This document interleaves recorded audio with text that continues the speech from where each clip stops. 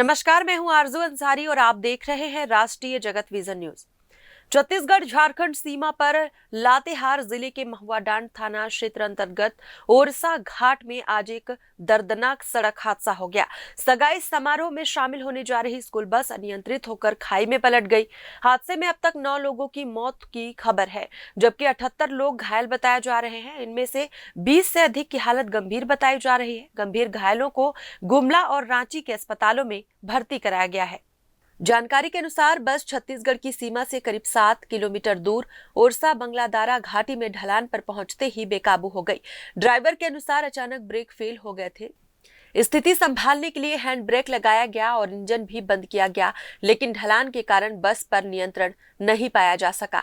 तेज रफ्तार बस पीडब्ल्यूडी के रोड सेफ्टी गार्ड को तोड़ते हुए पेड़ से टकराई और करीब 20 फीट गहरी खाई में जा पलटी।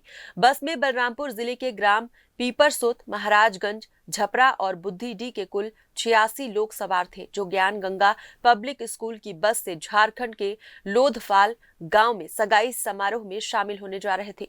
प्रत्यक्षदर्शियों के मुताबिक कई यात्री सीटों और लोहों के ढांचे के बीच फंस गए, जबकि कुछ उछलकर सड़क किनारे गिर पड़े।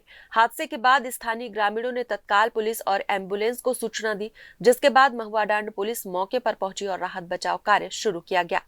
मृतकों में पीपरसोत निवासी रिशांति देवी 35 वर्ष, प्रेमा देवी 37 वर्ष, सीता देवी 45 वर्ष, सुखना भुइया 40 वर्ष, सोनामती देवी 45 वर्ष, महाराजगंज निवासी विजय सिंह 32 वर्ष, विकास कुमार सहित एक महिला शामिल है।